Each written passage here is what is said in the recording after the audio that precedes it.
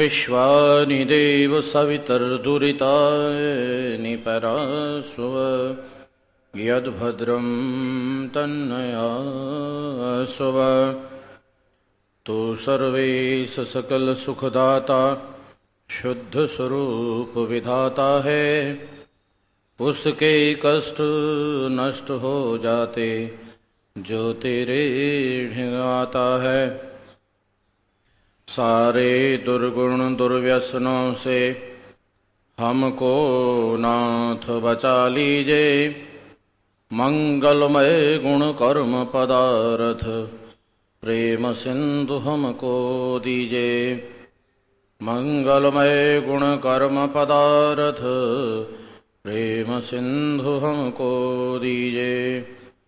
ओम शांति शांति शांति।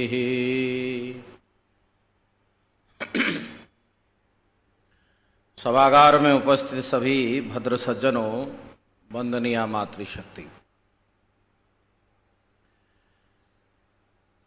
परमात्मा ने सारी बातों को बिल्कुल स्पष्ट कर दिया है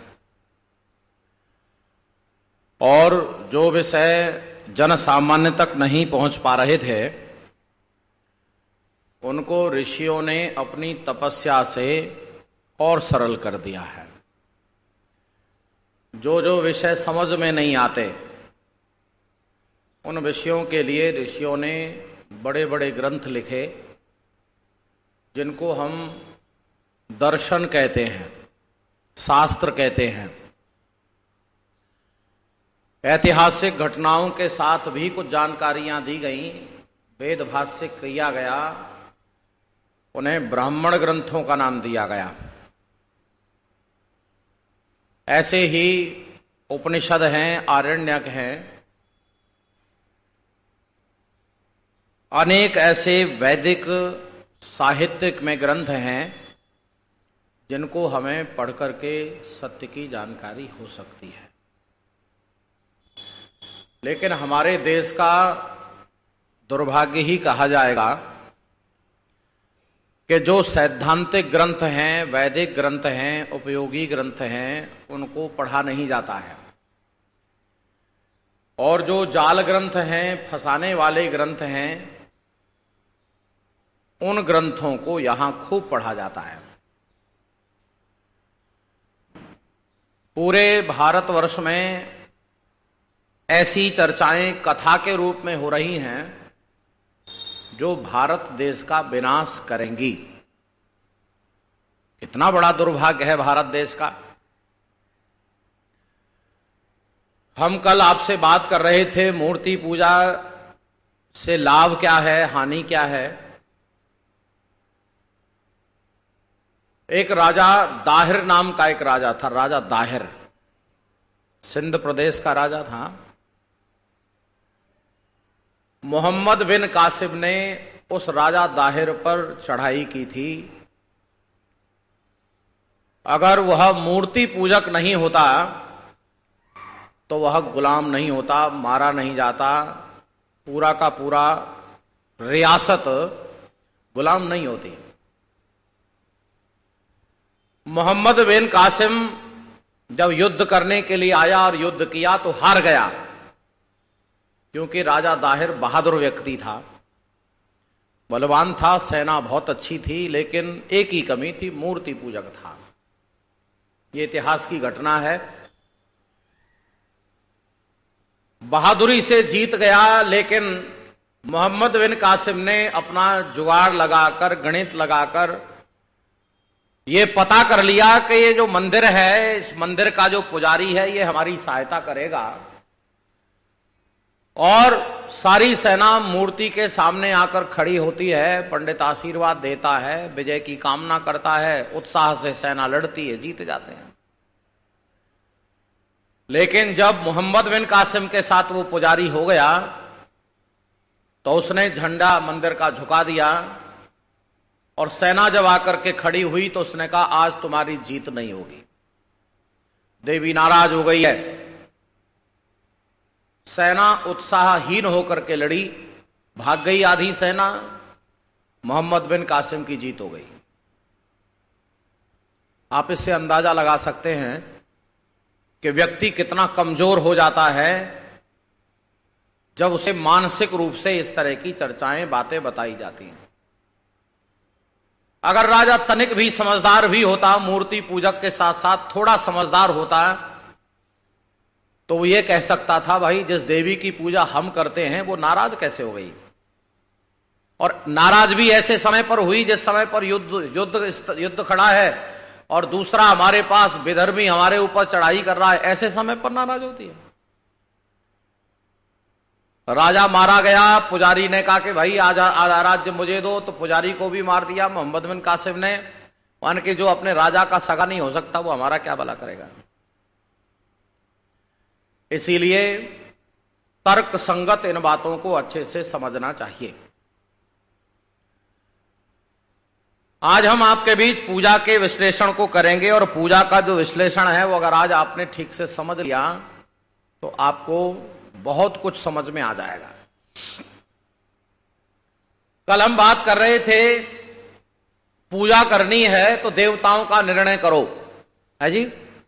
देवता कौन है, किसकी पूजा करनी है, कहां रहता है, कैसे पूजा होगी, तो देवताओं का निर्णय हमने आपके बीच कर दिया कि 39 देव हैं आपके, परमात्मा हैं, 5 मनुष्यों में देव हैं और 33 और देव हैं। अब इनकी पूजा का क्रम अगर हम शुरू करते हैं तो पूजा होती है, पूज्य का पता चल गया, पूजा किसकी करनी है जी। पूजा किसकी करनी है, पूजा करने वाला कौन है। मैं पूजा करने वाला हूं, मेरे सामने ये देव हैं, इनकी पूजा करनी है, तो पूजा का सामान क्या होना चाहिए जिससे मैं इनकी पूजा करूं, मैं सेवा करूं इनकी, मैं इनका सत्कार करूं, मैं इनके साथ अच्छा व्यवहार करूं, ताकि ये अपने आप को पूज्य अनुभव करें कि भाई हमारी पूजा हो गई। तो पूज्य पूजक, पूजा का सामान, तो पूजा का जो सामान होता है वह पूज्य की आवश्यकता के अनुसार होता है। कल हमने आपके बीच कहा था कि यदि पूजा का सामान मंगाया जाए तो लोग ये नहीं पूछते किसकी पूजा करनी है, वो एक सामान जो समाज में प्रचलित है वो लाके रख देते हैं। तो भाई रोली है, चावल है, धूप है, दीप है और ये जल का पानी है या एक लोटा, लोग पूजा का सामान। और अगर यही पूजा का सामान है तो पेट पूजा कैसे करोगे। आपको इस बात से अलग समझ में आ सकता है कि पेट पूजा का मतलब है पेट को भरना, और वो भी उचित पदार्थों से, ऐसे ही नहीं भरना है। पेट में भोजन जो डाला जाएगा, ध्यान से सुनना जरा, चूंकि पूरे शरीर में भी देवता रहते हैं, याद है आपको कितने रहते हैं, पूरे शरीर में कितने देवता रहते हैं, शरीर में 11 देवता रहते हैं, जिनका नाम है रुद्र। 10 प्राण हैं और 1 आत्मा है। इनको संतुष्ट करने वाला, इनको संतुलित करने वाला, शरीर के सारे प्राणों को ठीक रखने वाला भोजन करना होगा। ऐसा नहीं है कि कुछ भी डाल दिया जाए, हमें शरीर में वही भोजन डालना है जो इस शरीर के अंतर्गत सारे देवताओं को ठीक रखे, उन्हें प्रसन्न रखे, माने उन्हें संतुलित रखे, उन्हें स्वच्छ रखे, तो हमारा शरीर आनंदित रहेगा।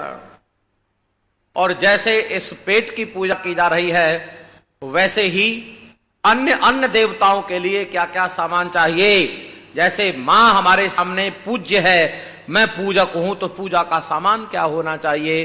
तो बंधुओं, पूजा का सामान मां के लिए उचित भोजन होना चाहिए, है जी। क्या होना चाहिए, उचित भोजन। उचित भोजन का मतलब है जो मां के अनुकूल है। देखो अब यहां एक उदाहरण बड़ा अद्भुत घटित हुआ। घर में खीर बनी और बहू अपनी सासू मां के पास खीर लेकर के गई, लो मां खीर खा लो। तो मां वृद्धा है, मां ने कहा बेटा अब खीर पचेगी नहीं, अगर हो सके तो खिचड़ी बना दे। अब बताओ क्या करना चाहिए? खिचड़ी बना के देनी चाहिए। लेकिन बहू खिचड़ी नहीं बना रही है, पूरे मोहल्ले में प्रचार कर रही है बुढ़िया को खीर देते, खीर ना खाती है ना। कमाल, माने खीर खिला रहे बुढ़िया को पर खीर ना खा रही। देखो मोहल्ले वाले भी कह रहे हैं अरे खीर तो खा लेनी चाहिए। खीर खिलाना पूजा नहीं है, अनुकूल भोजन देना पूजा है। बोलो जोर से, क्या है? अनुकूल। जो मां को अनुकूल है वो भोजन आप खिलाइए। अगर तबीयत ठीक नहीं है तो औषधि उपचार कराइए, मां के पास बैठिए, थोड़ी बात कीजिए, उसके दुख को समझिए, और जो भी आवश्यकता है, चाहे वस्त्र है, चाहे औषधि है, चाहे आराम है, वो सब मां के साथ करने का मतलब सेवा है, वह पूजा है।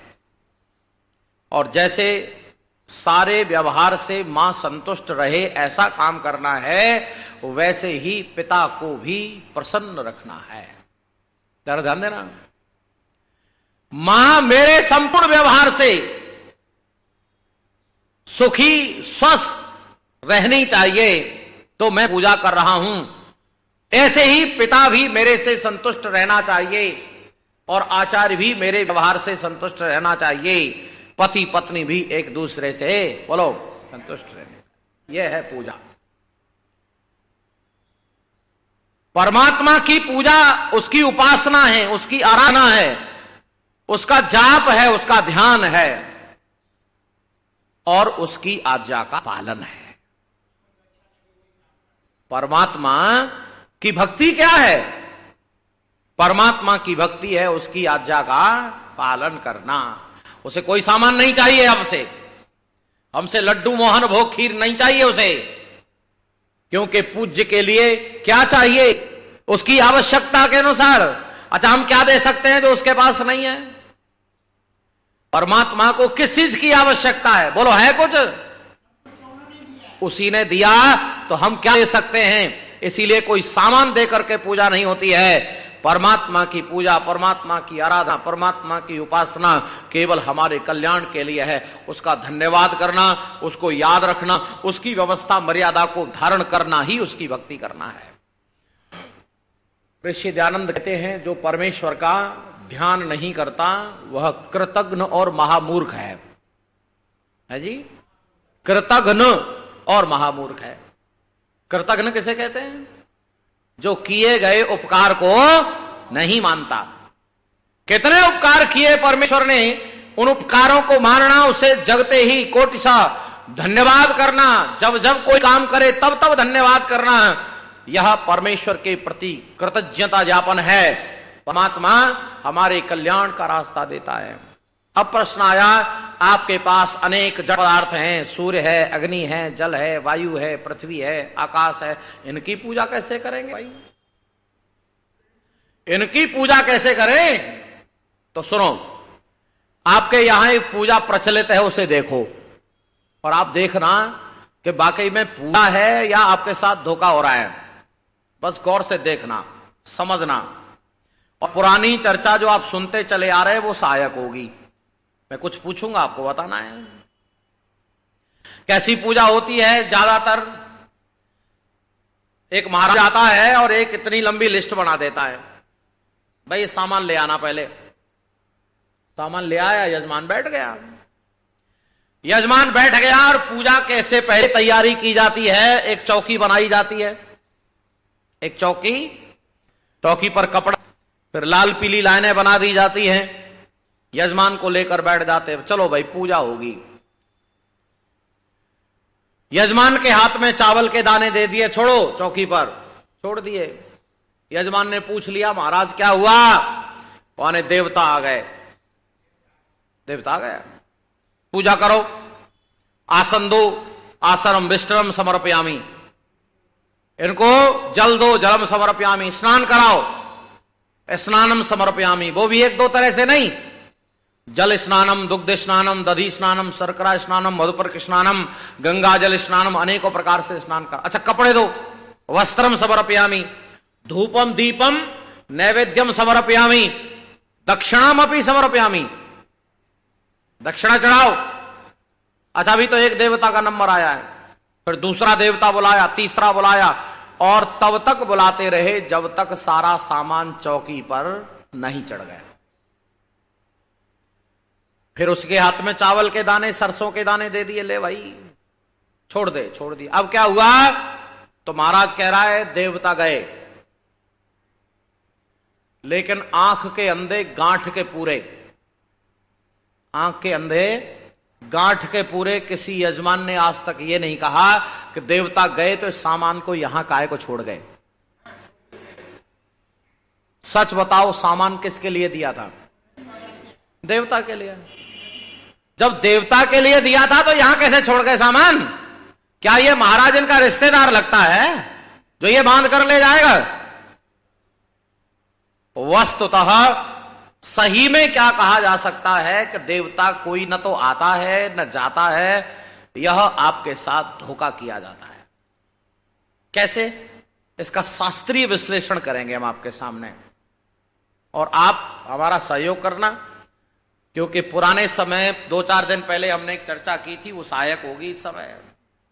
और मैं पूछना चाहता हूं, आप पहले मुझे यह बताओ, चौकी पर सबसे पहले कौन सा देवता बुलाया गया? बोलो, चौकी पर सबसे पहले कौन सा देवता बुलाया? आवाज नहीं आ रही। सबसे पहले चौकी पर कौन बुलाया गया? है जी, गणेश, गणपति। बहुत बढ़िया। गणेश को चौकी पर बुलाया गया। अब प्रश्न यह है, गणेश कौन है? आपसे एक दिन पूछा था मैंने, विष्णु कौन है, शनि कौन है, पूछा था कि नहीं? तो गणेश कौन है? बहुत सुंदर, बहुत सुंदर। फिर सुनो एक बार, मैं वहीं ले चल रहा हूं आपको। इस सारे के सारे ब्रह्मांड में 3 अनादि तत्व हैं, ईश्वर, जीव, प्रकृति। चौथा कोई अस्तित्व नहीं है। तो ये गणेश इन तीनों में से ही होना चाहिए। गणेश इन तीनों में होना चाहिए। तो अब आप बताओ कौन है गणेश? ईश्वर है, जीव है, प्रकृति है? बोलो, ईश्वर है। गणेश का अर्थ है गण धन ईश। गण कहते हैं समूह को, ईश कहते हैं स्वामी को, जो समूह का स्वामी है, लोक का स्वामी है, हम सबका स्वामी है। गणनाम ता गणपतिं हवामहे, प्रियणाम ता प्रियपतिं हवामहे, निधनाम ता निधपतिं हवामहे। वेद में मंत्र आता है जिसके अंदर कहा गया है जो गणों का स्वामी है वो सबका स्वामी है, जो निधिपतियों का भी निधिपति है, वह प्रियों का भी प्रियपति है। वह सब इसी गुणों के कारण, इन्हीं गुणों के कारण उसी परमेश्वर का एक नाम गणेश है। अच्छा प्रश्न है, जब परमेश्वर का नाम गणेश है तो ये गणेश रहता कहां है? परमेश्वर कहां रहता है? जोर से बोलो। सब जगह रहता है। जब सब जगह रहता है तो चौकी पर था कि नहीं? तो फिर कहां से बुलाया है? ये नाटक क्यों किया गया? देखो कैसा कैसा अभिनय किया जा रहा है। जब यहां पहले से गणेश विद्यमान है तो फिर कहीं से बुलाना और कहीं भेजना, यह नाटक नहीं तो और क्या है? आप जरा कोई भी अब एक देवता का नाम बताओ जिसे बुलाया जा सकता है या भेजा जा सकता है। अरे वहां जितने नाम लिए गए हैं, ब्रह्मा है, विष्णु है, रुद्र है, शिव है, कालाग्नि है, मातृश्वा है, मंगल है, बुध है, गुरु है, देवी है, सरस्वती है, ये सब परमेश्वर के नाम हैं। और परमेश्वर पहले से विद्यमान है। और एक ही नाम के अलग अलग मूर्तियां गढ़ना, अलग अलग मान्यताएं प्रचारित करना, यह अज्ञानता, अंधविश्वास का प्रतीक है। और अगर सूर्य को बुलाया गया है तो सूर्य 2 पदार्थों के लिए है। परमात्मा का नाम सूर्य है और ये जो दिखाई दे रहा है जड़ पदार्थ, ये भी सूर्य है। तो परमात्मा तो पहले से विद्यमान है और ये सूर्य यहां आने वाला नहीं है। परमात्मा पहले से विद्यमान है और ये सूर्य यहां आता नहीं है, लेकिन इसी सूर्य को यहां बुलाने का प्रक्रम किया जाता है, अभिनय किया जाता है। और उससे भी ज्यादा कमाल तो तब होता है जब सूर्य को यहां बुला लिया जाता है और दीपक दिखाया जाता है जी। सूर्य को बुला करके दीपक दिखाया जाता है। इससे आप अंदाजा लगा सकते हो भारत देश कितनी वैचारिक क्रांति की जरूरत अनुभव करता है। भारत देश में कितनी जरूरत है सारे पदार्थों को ठीक ठीक से जानने की, क्योंकि यहां पर बहुत कुछ ऐसे ही अंधेरे में चल रहा है। अच्छा सच बताओ, पूजा हुई या धोखा हुआ?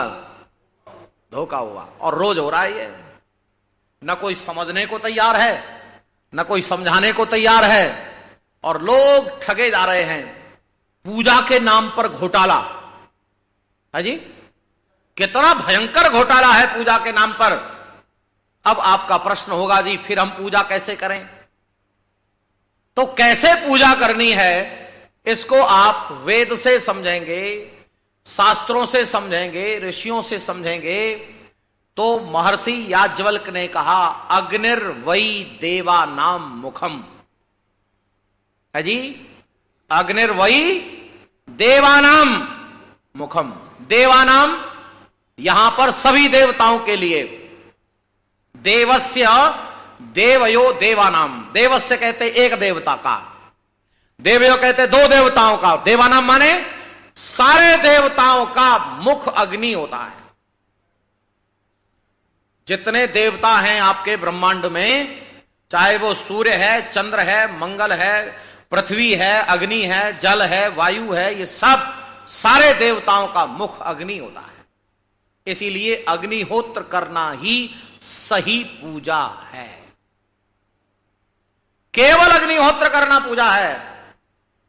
अगर जड़ पदार्थों की पूजा करनी है तो अग्निहोत्र से ही होगी। अग्नि की पूजा करनी है तो अग्नि को दो, जल की पूजा करनी है तो अग्नि को दो, वायु की पूजा करनी है तो अग्नि को दो। चेतन पदार्थ आपके सामने, उनकी पूजा करो, परमात्मा की आराधना करो, यह है पूजा। बस कितना बड़ा जंजाल से मुक्ति मिल सकती है। चलो और बताते हैं आपको, और थोड़ा और अच्छे से समझो। यजुर्वेद के अंदर एक पुरुष सूक्त नाम का अध्याय है जिसमें यह बताया गया है ये संपूर्ण ब्रह्मांड भी एक शरीर है। और आपने संस्कृत की कहावत में सुना होगा यथा पिंडे तथा ब्रह्मांडे है जी, जो पिंड में है वो ब्रह्मांड में, यथा पिंडे तथा ब्रह्मांडे। तो ये शरीर है और ये ब्रह्मांड भी एक शरीर है। ये छोटा शरीर है, ये बड़ा शरीर है, ये व्यष्टि है, ये समष्टि है, अंतर कुछ नहीं है। चंद्रमा मनसो जात चक्षो सूर्यो जायता, ऐसा मंत्र आता है। तो ये बताया गया है संपूर्ण ब्रह्मांड में जो मन का काम करता है वो चंद्रमा करता है। इसमें मन है शरीर में, इसमें ब्रह्मांड में चंद्रमा है। इस संपूर्ण ब्रह्मांड में आंखों का काम कौन करता है? सूर्य। आंखों का काम सूर्य करता है। वही पूछा गया इस संपूर्ण ब्रह्मांड में मुख का काम कौन करता है? तो मुखः अग्नि अजायत। इस संपूर्ण ब्रह्मांड के मुख के रूप में अग्नि काम करता है। देखो अब बिल्कुल एकदम सीधा सीधा विषय स्पष्ट हो रहा है। हम इस शरीर को देना चाहते हैं तो मुख को देते हैं, कोई और तरीका है शरीर पर डालने क्या? यहां पर देना है तो यहां लेप लें क्या? पूरे शरीर में कहीं भी भाग पहुंचाना है तो मुख को दे देते हैं, और यह मुख अग्नि को दे देता है। अग्नि इसको तरल पदार्थ में बना देती है, पूरे शरीर में वायु के माध्यम से संचार करने लगता है। जिस देवता के पास जहां जितना भाग पहुंचना चाहिए उतना भाग पहुंच जाता है।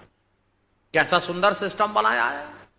ऐसे ही प्यारे बंधुओं, ये जो अग्निहोत्र आप करते हैं, इस अग्निहोत्र में जो अग्नि है वह ब्रह्मांड का मुख है, और जब हम इसमें डाल देते हैं तो यह उसे गैसीय फॉर्म में तैयार करता है, वायु को दे देता है, और सारे के सारे जहां देवता होते उनको उनका भाग पहुंच जाता है। अब बताओ इससे सरल और क्या पद्धति आपके पास होगी? इसीलिए हम सबको आवश्यक है कि हम ठीक ठीक से पूजा को समझें। इसीलिए प्राचीन काल में तंत्र यंत्र टोने टोटके, झाड़ फूंक, डांकनी शांकनी, भूत प्रेत, मूर्ति पूजा, ये कोई बवाल नहीं था। कमाल हो गया भारत देश के अंदर। देखो, लखीमपुर खीरी एक जनपद है, वहां एक अंग्रेजी माता का मंदिर बना है जी, अंग्रेजी माता। अच्छा, पहली बार सुन रहे हैं कि नहीं? अंग्रेजी माता। वहां लोग चले गए, वहां भाई देखें कैसा मंदिर बनाया, आरती बनाई, जय अंग्रेजी माता, जय अंग्रेजी माता। वहां पर जो गए पत्रकार लोग, उन्होंने पूछा कि भाई इस माता का तो पहली बार सुन रहे हम, क्या फायदा होगा इसकी पूजा करने से, क्या लाभ होगा? तो पुजारी ने बताया कि जो इस अंग्रेजी माता की पूजा करेगा उसको अंग्रेजी आ जाएगी। अच्छा बताओ, सही कह रहा है कि गलत? गलत कह रहा है। तो नोट करो, जैसे अंग्रेजी माता की पूजा से अंग्रेजी नहीं आएगी, वैसे ही सरस्वती की मूर्ति की पूजा करने से विद्या भी नहीं आएगी। लक्ष्मी की पूजा करने से धन, दुर्गा की पूजा करने से शक्ति आएगी, भोजन करने से, व्यायाम करने से। विद्या आएगी गुरु के पास सानिध्य में बैठकर पढ़ने से। धन आएगा धन के लिए उद्यम करने से। जितना जितना पुरुषार्थ करेंगे उतना उतना लाभ होगा। और यह सब नाम परमेश्वर के हैं। परमेश्वर के नामों की अलग अलग मूर्ति गढ़ करके भारत देश के अंदर बवाल फैला रखा है। इसीलिए बंधुओं, एक वैदिक काल था जहां पर किसी प्रकार की मूर्ति पूजा नहीं थी, अलग से कोई देवता नहीं था। पूजा के नाम पर परमेश्वर की आराधना होती थी, पूजा के नाम पर माता पिता आचार्य का सम्मान होता था और अग्निहोत्र होता था। बस ये है पूजा। अच्छा, कितने बड़े बवाल से बच सकते हैं हम? पूरे देश भर में कितना बड़ा झंझट मुक्त हो सकता है। कहीं मंदिर मस्जिद का झगड़ा नहीं रहेगा, कहीं किसी प्रकार का कोई बवाल नहीं रहेगा, कोई यहां पर तंत्र मंत्र वाएगी और सियाना दीवाना नहीं घूमेगा। सारे के सारे लोग पुरुषार्थ में उद्यम करते रहेंगे। यह है वैदिक काल की व्यवस्था। इसीलिए प्यारे बंधुओं, मैंने ये थोड़ी सी चर्चा की, आगे की चर्चा कल करेंगे। आप सबने बड़े धैर्य से सुना। आपके पास कोई प्रश्न हो, चिंतन हो तो लाइए, उसे सुनेंगे। यह चर्चा केवल और केवल विश्व कल्याण की भावना से यथार्थ दर्शन कराने के लिए की गई है। आप सब इसका आनंद लें, चिंतन करें, मनन करें, अपने मार्ग को प्रशस्त करें। परमात्मा सबका कल्याण करे। इति ओम शम। सबका धन्यवाद। आइए सीधे बैठते हैं, शांति पाठ। ओम द्यौ शांतिरंतरिक्षम शांति पृथ्वी शांतिरापः शांतिरौषधयः शांति वनस्पतयः शांतिर्विश्वे देवाः शांतिर्ब्रह्म शांति सर्वं शांति शांतिरेव शांति सामा शांतिरिधि। ओम शांति शांति शांति। जो बोले सो अब है।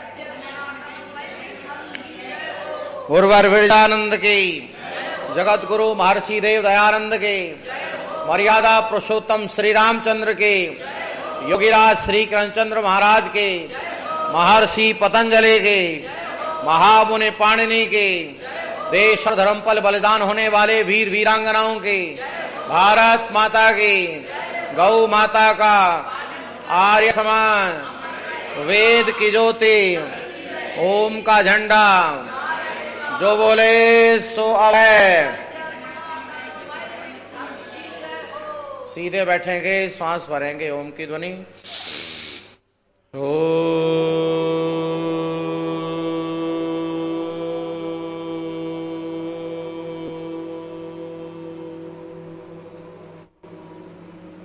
वैदिक अभिवादन। सभी को सादर नमस्ते जी।